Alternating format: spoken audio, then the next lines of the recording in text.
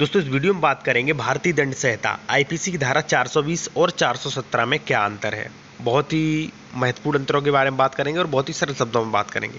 तो सबसे पहले जान लेते हैं आईपीसी की धारा 420 के बारे में। देखिए सबसे पहले आईपीसी की धारा 420 के अनुसार छल करना और संपत्ति प्रदत्त करने के लिए बेईमानी से उत्प्रेरित करना, जो कोई व्यक्ति यह करेगा वह 7 वर्ष के कारावास और जुर्माने से दंडित किया जा सकता है। सबसे पहले आप ये समझ लीजिए कि यहाँ पर 420 के अंतर्गत 7 वर्ष का कारावास है, इसलिए ये जो है ये एक संज्ञेय अपराध कॉग्निजेबल ऑफेंस है। पुलिस इस पर तुरंत एक्शन ले सकती है और बिना वारंट के ऐसे जो भी ऐसा अपराध करता है उस व्यक्ति को गिरफ्तार भी कर सकती है। फर्स्ट पॉइंट आप ये समझ लीजिए कि संज्ञेय अपराध है। दूसरा जो महत्वपूर्ण पॉइंट है वो ये है कि यहाँ पर जो मेन पॉइंट यहाँ पर देखिए छल करना और संपत्ति प्रदत्त करने के लिए। मैं आपको एक उदाहरण दे दूं कि ए व्यक्ति जो है उसे पता है उसके पास नकली कांच के हीरे हैं, ठीक है, और ए को पता है ये नकली कांच के हीरे हैं। वो बी को उत्प्रेरित करता है और बी से कहता है कि ये असली हीरे हैं, आप इन्हें खरीद लो। और बी जो है उन नकली हीरों को, जो कांच के टुकड़े थे, उन्हें असली हीरों की कीमत पर खरीद लेता है और ए व्यक्ति को रुपए भी दे देता है। यहाँ पर अब ध्यान ये है कि अगर उसने उन असली हीरों की ए व्यक्ति को अगर कीमत दे दी, यहाँ पर संपत्ति प्रदत्त हो गई, तो ये आईपीसी की धारा 420 के अंतर्गत अपराध बना है और ये एक संज्ञेय अपराध बना है। अब देखिए यहाँ पर ध्यान देने वाली बात है छल करना और संपत्ति प्रदत्त करने के लिए। अगर देखिए संपत्ति प्रदत्त हो गई है, संपत्ति जिसने आपको 420 जिसने आपके साथ छल किया है उसके पास संपत्ति आपकी पहुंच गई है, यानी कि पैसा पहुंच चुका है, या मान लीजिए संपत्ति कोई भी हो सकती है और कितनी भी कीमती संपत्ति हो सकती है, संपत्ति की कीमत कुछ भी हो सकती है, ठीक है। हो सकता है आप उस हीरो के बदले कुछ आप जेवर दे दें या मान लीजिए अपनी कार दे दें, तो इस जो भी आप देते हैं तो उसे संपत्ति प्रदत्त होना माना जाता है। और यदि मान लीजिए संपत्ति प्रदत्त हो चुकी है तो यहाँ पर 420 का संज्ञेय ऑफेंस जो भी है ये ऑफेंस बन जाता है। अब बात करेंगे आईपीसी की धारा 417 के बारे में।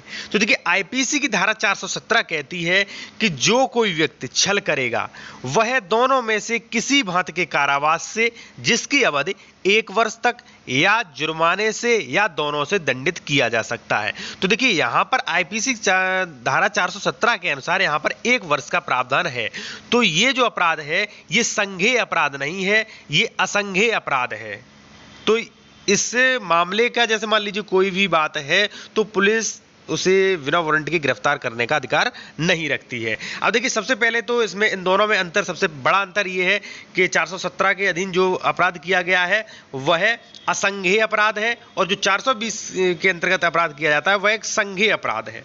दूसरा जो है कि इसमें 417 में 1 वर्ष का प्रावधान है और 420 में 7 वर्ष का प्रावधान है। अब जो महत्वपूर्ण जो अंतर है वो है संपत्ति का प्रदत्त होना। देखिए आईपीसी की 420 में संपत्ति का प्रदत्त हो गया, यानी कि आपको किसी ने नकली हीरे बेच दिए और आपने उन नकली हीरो के पैसे भी उस असली हीरो के उसे दे दिए, ठीक है, तो यहां पर संपत्ति प्रदत्त हो गई।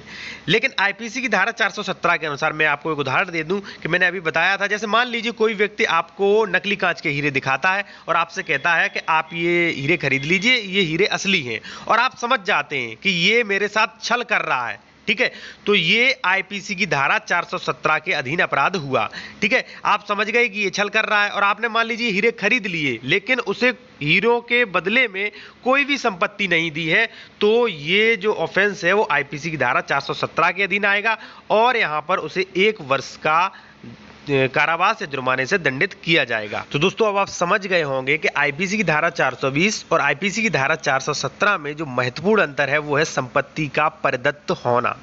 दोस्तों अगर यदि आपका कोई भी किसी भी टॉपिक से जुड़ी आप जानकारी चाहते हैं तो आप मुझे इंस्टाग्राम पर फॉलो करके, इंस्टाग्राम आईडी की लिंक वीडियो की डिस्क्रिप्शन में दी गई है, मुझे आप इंस्टाग्राम पर फॉलो करके आप कोई भी क्वेश्चन पूछ सकते हैं।